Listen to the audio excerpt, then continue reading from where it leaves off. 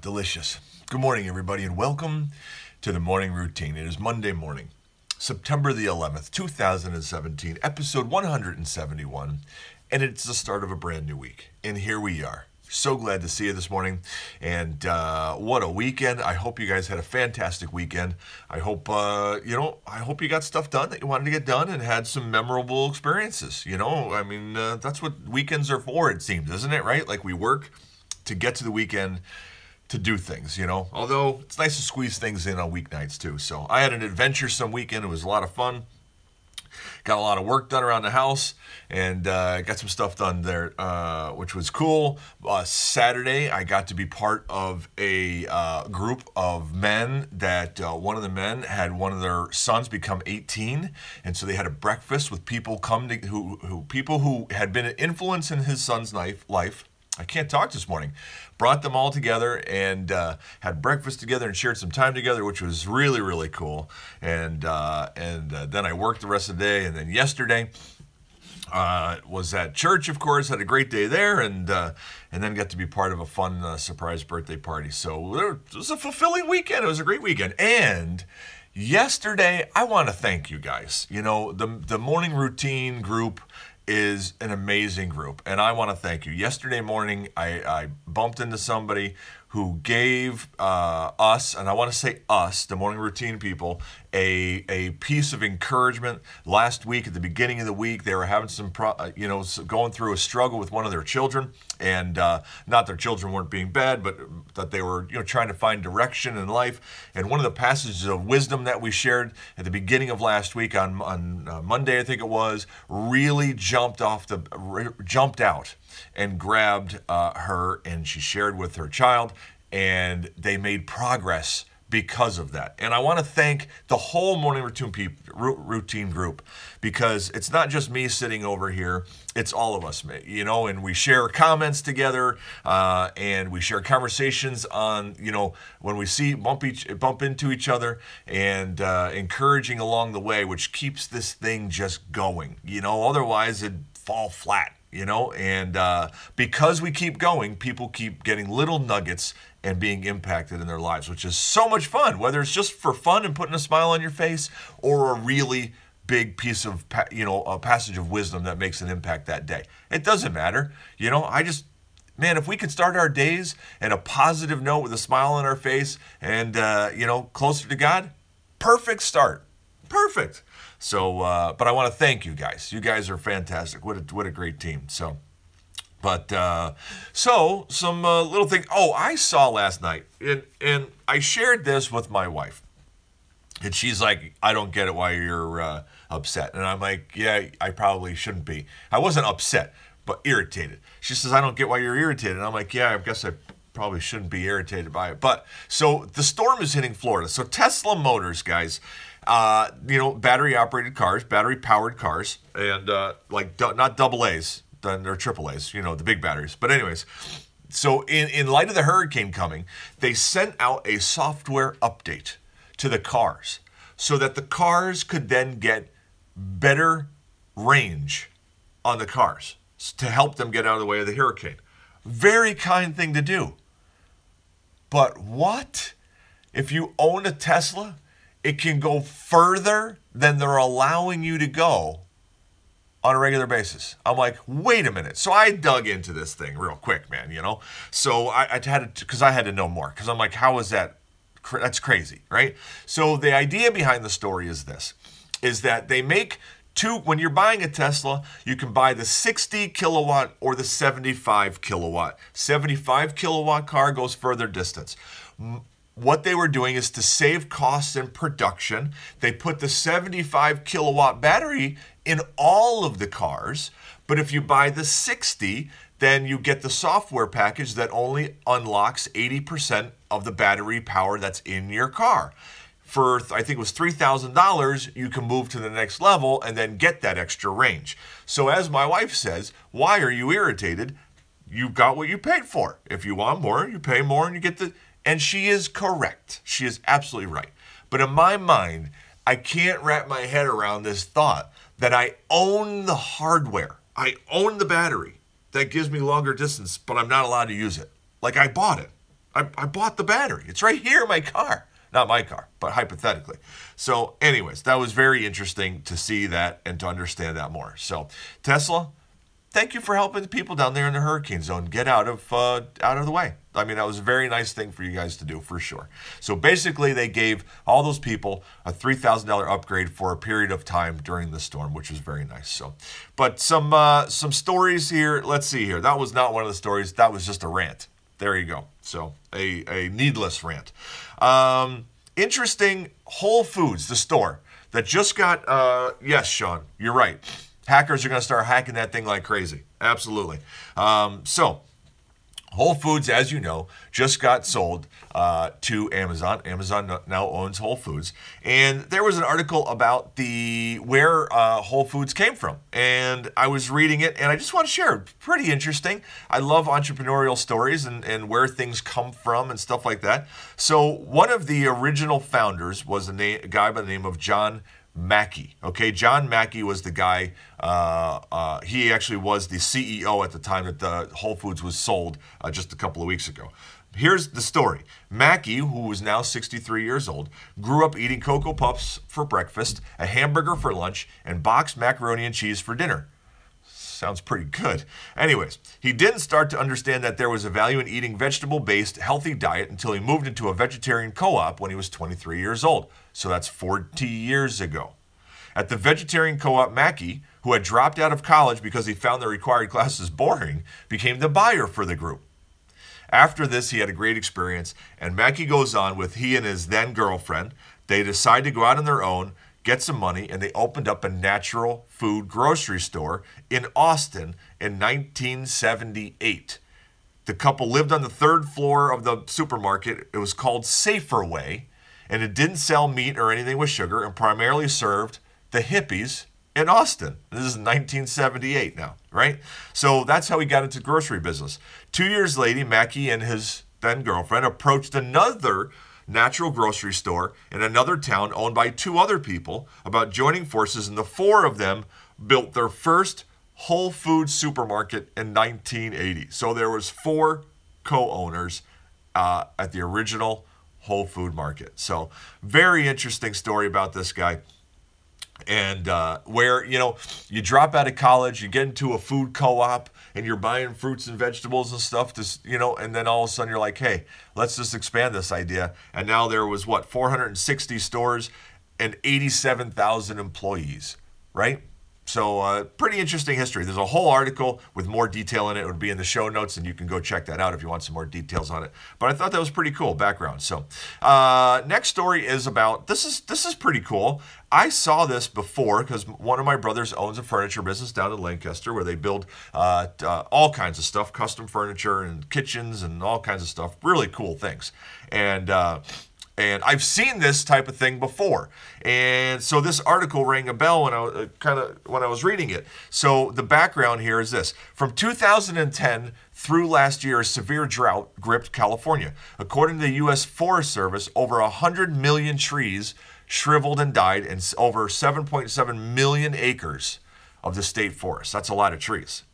Parched trees are especially vulnerable to invasion from mountain beetles, which burrow into the bark, lay their eggs, and eventually eat their way through, which kills off water and nutrients and kills the tree. The state declared a state of emergency because all these dead trees were there. And it's a forest fire hazard, so they started clearing the trees. This couple then said, Sandra and Sam, decided that all this wood shouldn't go to waste.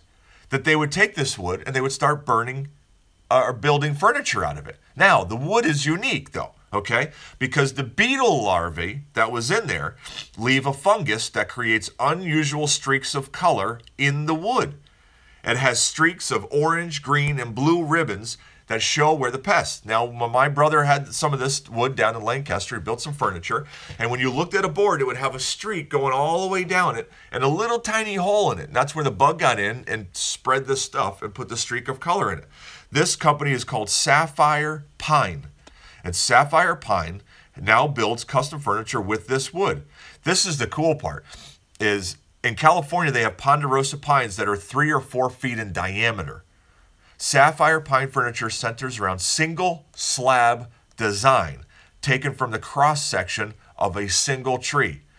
Someone can literally sit at the dining room table and count the rings of the tree to see how old it is, because you're basically sitting at a cross-section of a giant tree. Isn't that cool? So my brother's experience was this. People would walk into the furniture store. They would see a table with these streaks of color. The men would go, "That is amazing." The women would go, "That's not going in our house." And that was what his experience was with that wood, because some would say it's ugly. Some would say it's absolutely beautiful because of its uniqueness. So anyways, last story to share with you. This is a bit of sad news. Yes, sad news. Not really, but anyways. Cheerios the cereal, has officially lost their trademark campaign on trying to trademark the color of their cereal box, yellow. Yes, I am not making this up. The U.S. Trademark Court Office denied the U.S. cereal's brand appeal last week, capping their 2-year campaign to claim the color of their cereal box. Now, you might say, well, wait a minute. Trademark a color?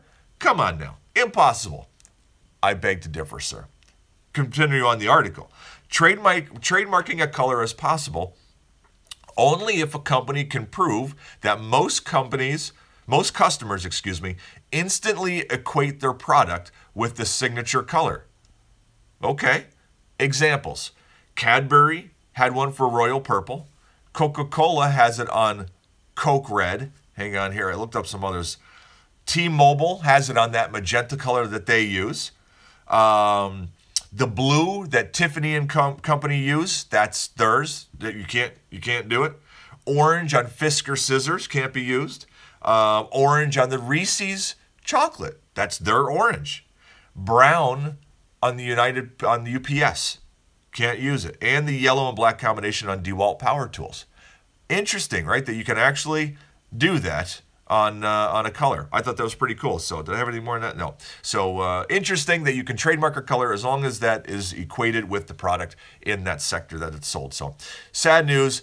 Article is in the show links if you want to read more about it. And sorry, Cheerios, but we're moving on. So anyways, let's go see what's going on. The top 10 most searched things yesterday on Google were: number 1, Dallas Cowboys. Number 2, NFL scores. What season might have started? Trying to figure this out. Number 3, Green Bay Packers. Number 4, NFL schedule. Number 5, NFL. Number 6, Steelers. Number 7, Chicago Bears. Number 8, Raiders. Number 9, Eagles. Number 10, Miss America 2018. Had to sneak in there in the top 10, man. 9, football. Number 10, Miss America 2018. Miss North Dakota took the crown. There you go. So there's your Google Trends. Let's see what's trending on the news this morning. Top of the list, Jason Witten. Can't miss play. Amari Cooper refuses to go down for a touchdown. Don't know what the...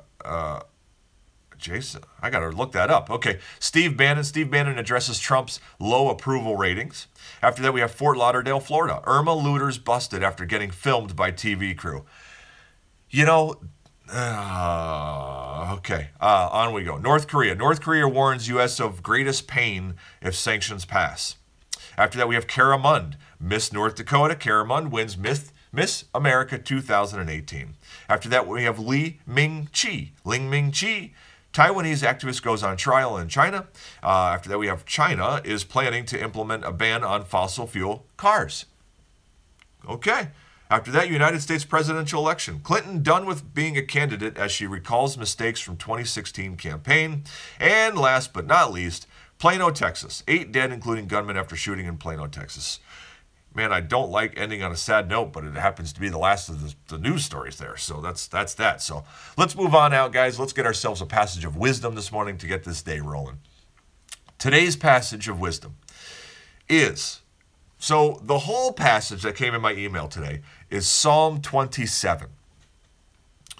The message yesterday at the church that I attend that sends out passages of wisdom that I pull things from was about fear and handling fear and what fear is and how to rid ourselves of fear, which is it's a great series. It just started. This was the first week of the series, and I would tell you that if you live in anywhere in Northeast Pennsylvania and you struggle with fear, I would recommend that you join the message series that we're doing, because it was a powerful message yesterday. My wife and I both left choked up and talking about it. So it was pretty awesome. But I have taken one verse out of the whole psalm that was sent, because Psalm 27 is long. I don't want to read the whole thing. One passage this morning. Here we go. All right. Psalm 27, verse 14 is our passage of wisdom today. It says, "Wait for the Lord.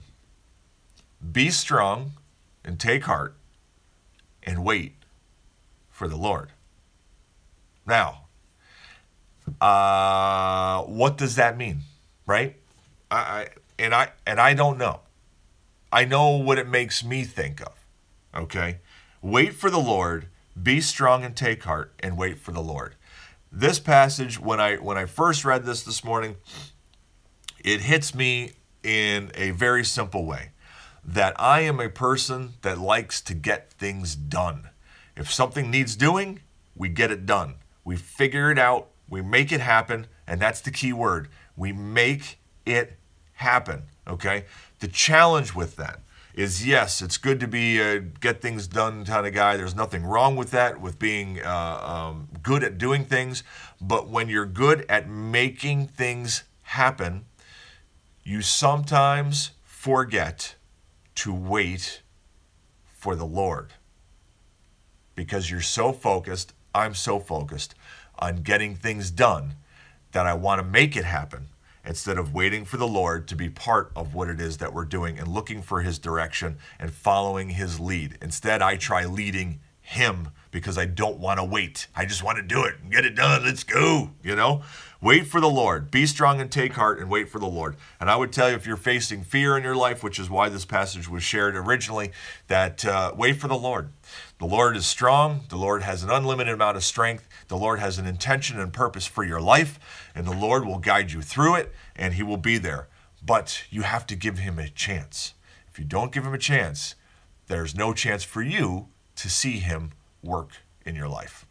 Plain and simple. So that's what I see in that passage, guys. I'm sure there's a big, longer story to it, but that's what I see. So there we go. Let's pray, guys, and let's get this day started. Father, good morning. Father, I want to thank you for today, this day, September 11th, 2017, this Monday, to start a whole nother week. Father, I want to thank you for this passage that you gave us this morning and the encouragement to wait for you, to ask you to be with us, to move through our lives, to give us wisdom, to guide us, but not just to ask you and then move on and go and do things, but to actually wait for you and allow you the space in our life to show up.